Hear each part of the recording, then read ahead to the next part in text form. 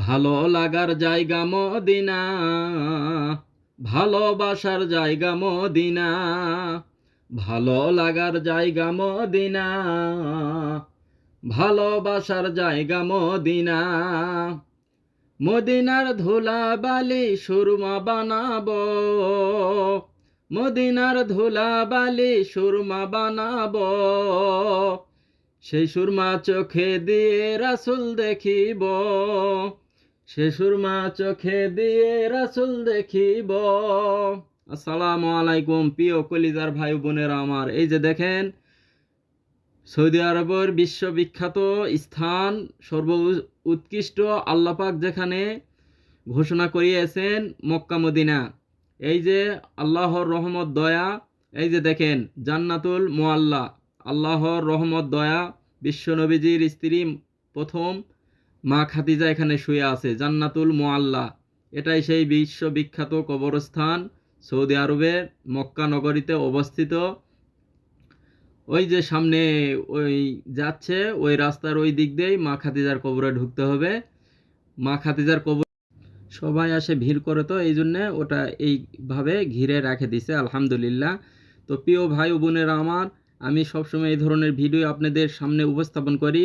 আপনাদের সবার ভালোবাসা নবীর প্রতি আরও বেশি বেশি হবে ইনশাআল্লাহ, কারণ আপনারা সবসময় ইসলামিক মন মাইন্ড, ইসলামিক হিসাব নিকাশ সবসময় আল্লাহ যেন সবার মাথার ভিতর হেদায়েতের বাণী ঢুকায় দেয়। আমিন সুম্মা আমিন ইয়া রব্বুল আলামিন।